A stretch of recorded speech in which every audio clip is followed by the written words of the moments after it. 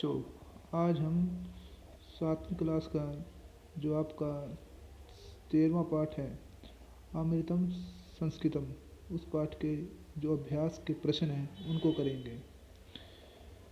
जैसे कि बच्चों, पहला प्रश्न है उच्चारणम कुरुत। इसमें आपको जो शब्द लिखे हुए हैं उनका उच्चारण करना है। जैसे कि पहला है उपलब्धासु, दूसरा है चिकित्सा शास्त्रम, तीसरा भूगोल शास्त्रम, विद्यमानः संगणकस्य वैशिष्ट्यम वाङ्मये अर्थशास्त्रम। आपको सिर्फ इनको बोल के देखना है।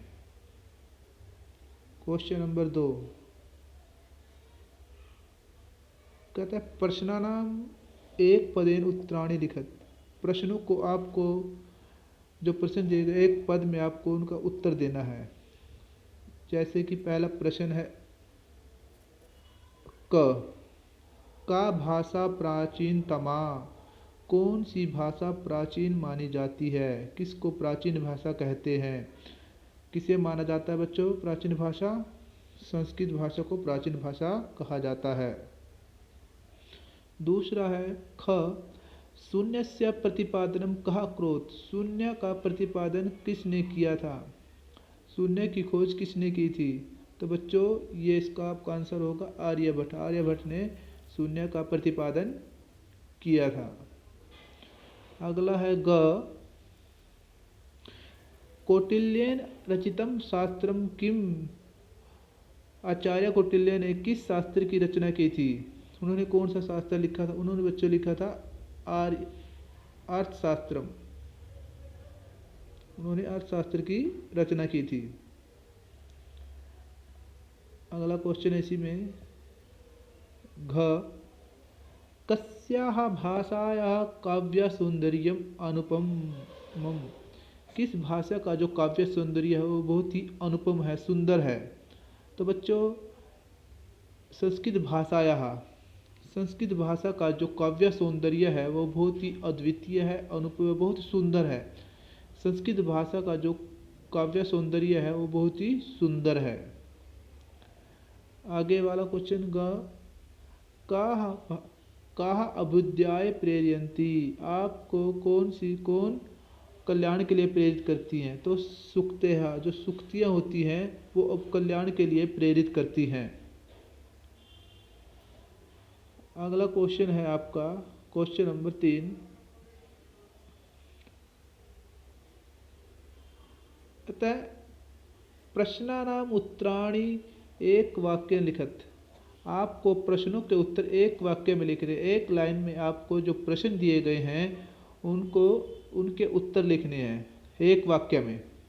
जैसे कि पहला प्रश्न है क संगणकस्य कृते सर्वोत्तमा भाषा का। संगणक बोलते हैं कंप्यूटर। कंप्यूटर के लिए कौन सी भाषा सबसे श्रेष्ठ मानी जाती है? तो बच्चों, आपको पता है संस्कृत भाषा को कंप्यूटर के लिए सबसे श्रेष्ठ भाषा माना जाता है। संस्कृत भाषा कंप्यूटर के लिए एक सर्वश्रेष्ठ भाषा है। अगला क्वेश्चन ख संस्कृतस्य वाङ्मयं कहि समृद्धम अस्ति। जो संस्कृत का जो वाङ्मय है वो किन से समृद्ध भरा, किन के द्वारा समृद्ध है? तो संस्कृत कहता वेद ही पुराण ही। वेदों के द्वारा, वेदों से, पुराणों से, नीति शास्त्रों से, चिकित्सा शास्त्र आदि भी, और चिकित्सा आदि शास्त्र से जो संस्कृत भाषा का जो वाङ्मय है वो समृद्ध है। अगला क्वेश्चन है संस्कृतम किम शिक्षयति। संस्कृत भाषा हमें क्या सिखाती है? तो बच्चों, संस्कृत भाषा में सिखाती सर्वभूतेषु आत्मवत् व्यवहारम कर्तुम संस्कृत भाषा शिक्षयति। कि सर्वभूतेषु, सभी प्राणियों में, आत्मवत्, अपनों के समान व्यवहार करने की शिक्षा हमें संस्कृत भाषा देती है। कि इस संसार में जितने भी प्राणी हैं उन सभी प्राणियों के साथ हमें अपनों जैसा व्यवहार करना, ये हमें संस्कृत भाषा सिखाती है। अगला क्वेश्चन है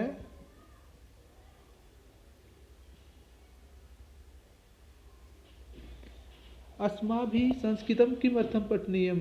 अस्माभिः मैंने हमें, संस्कृतम में संस्कृत भाषा किमर्थं मैंने किस लिए पठनीयम पढ़नी चाहिए, हमें संस्कृत भाषा को क्यों पढ़ना चाहिए, हमें संस्कृत पढ़ने का क्या औचित्य है हमारे लिए, तो संस्कृत भाषा के पढ़ने के लिए हमारे लिए क्या अभिप्राय है। तो कहता है इसके लिए है मनुष्यस्य समाजस्य च, मनुष्य का और समाज का परिष्काराय को शुद्ध करने के लिए संस्कृत भाषा पढ़नी चाहिए। मनुष्य का और समाज का परिष्कार करने के लिए, को शुद्ध करने के लिए हमें संस्कृत भाषा पढ़नी चाहिए। अगला क्वेश्चन है चौथा, इकारस्य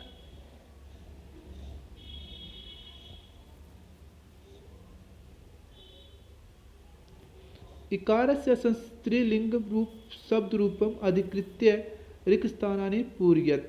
आपको इकारांत स्त्रीलिंग शब्दों को लेकर जो खाली स्थान दिए गए उनको भरना है।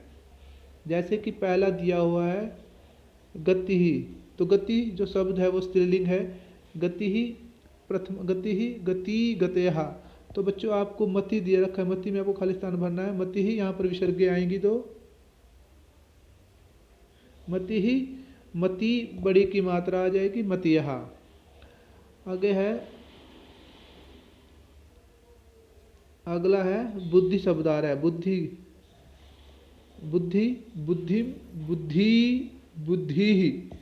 तो आपको प्रीति के लिए भरना है। प्रीति का आपको द्वितीय भक्ति में भरना है। तो द्वितीय भक्ति में आएगा प्रीतिम, प्रीति, प्रीति ही। पहले में सब में, द्वितीय के एक वचन में, द्विवचन में इसकी सभी दोनों जो इकार है वो बड़ी हो जाएगी, जो छोटी की मात्रा है दोनों बड़ी आ जाएगी। अगला है नीति ही, नीति, नीति अगर तृतीय के एक वचन में, नित्याः नीतिभ्याम नीतिभिः। तो आपको शांति शब्द में भरना है, शांत्याः शांतिभ्याम शांतिभिः। अगला है मति शब्द, मति शब्द के चतुर्थी में मत्यई, मतिये, मतिभ्याम मतिभ्यः। और आप खाली स्थान भरना है यहाँ पर प्रकृति शब्द के लिए। प्रकृति शब्द का चतुर्थी के एक वचन है प्रकृत्यई, प्रकृतये, और बहुवचन में प्रकृतिभ्यः। अगला है कीर्ति शब्द दे रखा है पंचमी के, कीर्त्याः कीर्ते है, कीर्तिभ्याम कीर्तिभ्यः। आपको कीर्त्य के पंचमी, गीति शब्द के पंचमी के एक वचन में गीत्याः गीते है, गीतिभ्याम गीतिभ्यः।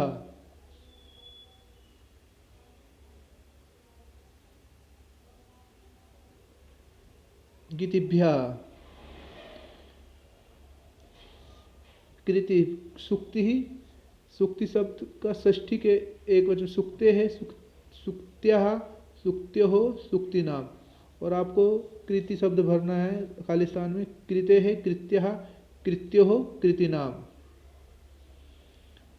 अगला है धृति शब्द, धृति के षष्ठी सप्तमी के एक वचन में धृत्योः धृत्याम, द्विवचन में धृत्योः और बहुवचन में धृतिषु। तो आपको भरना है भीति शब्द के सप्तमी के एक वचन में भित्याम भित्योः भीतिषु, भित्योः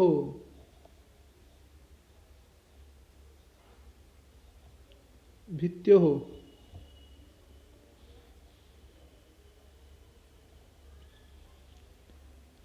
अगला पांचवा क्वेश्चन, कहता है पद रेखांकितानि पदानि अधिकृत्य प्रश्नानां निर्माणं कुरुत। आपको जिस शब्द के नीचे जो रेखा खींची हुई है उस शब्द को लेकर आपको प्रश्न का निर्माण करना है। जैसे कि का क्वेश्चन है, का संस्कृत है ज्ञान विज्ञानयोः निधिः सुरक्षिता अस्ति। तो संस्कृत है, संस्कृत में और ज्ञान और विज्ञान की निधि सुरक्षित है। संस्कृत भाषा में ज्ञान और विज्ञान की का जो कोश है वो सुरक्षित है, जो खजाना है वो सुरक्षित है। तो इसका बनेगा आपको निधि के स्थान पर कुत्र मैंने कहाँ पर ज्ञान और विज्ञान का खजाना सुरक्षित है। अगला है ख, संस्कृतमेव संगणकस्य कृते सर्वोत्तम भाषा। संस्कृतमेव, संस्कृत ही संगणकस्य कृते, संगणक बोलते हैं कंप्यूटर के लिए सर्वोत्तम भाषा है। तो किसके लिए है? कस्या मैंने कस्या, कस्या मैंने किसके लिए, किसकी? संगणकस्य, कस्या। अगला है ग, शल्य क्रियायाः वर्णनम संस्कृत साहित्ये अस्ति। तो आपको जो जहाँ पर लाइन खींची हुई है उसके स्थान पर आपको कस्मिन् लिखना है। अगला है वरिष्ठान प्रति अस्माभिः प्रियम व्यवहर्तव्यम। वरिष्ठान में जो बड़े होते हैं उनके प्रति हमें प्रेम का व्यवहार करना चाहिए। कान, कान आएगा यहाँ पर वरिष्ठ को काट के। अगला क्वेश्चन है छठा, उदाहरण अनुसारम पदानां विभक्ति वचनम लिखत।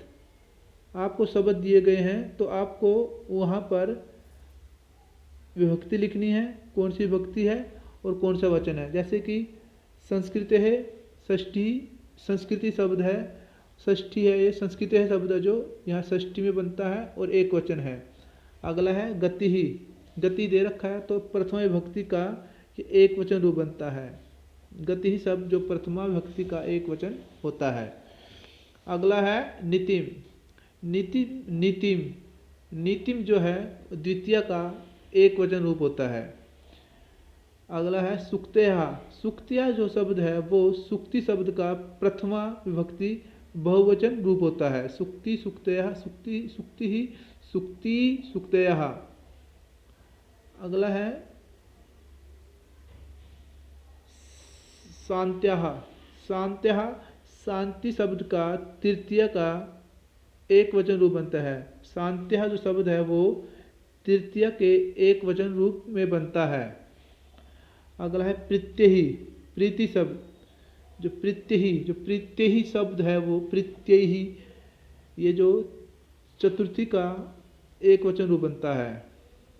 अगला है मतिषु, मतिषु जो शब्द है वो मति शब्द का सप्तमी के एक वचन रूप, सप्तमी के बहुवचन में बनता है। बच्चों यहाँ पर बहुवचन में आएगा, बहुवचन में, यहाँ पर बहुवचन में बनेगा ये बहुवचन जो है। मतिषु जो है वो यहाँ पर जो गलत होगा बच्चों, ये नहीं आएगा यहाँ पर, ये काटो, यहाँ पर आएगा आपको लिखना है बहुवचनम।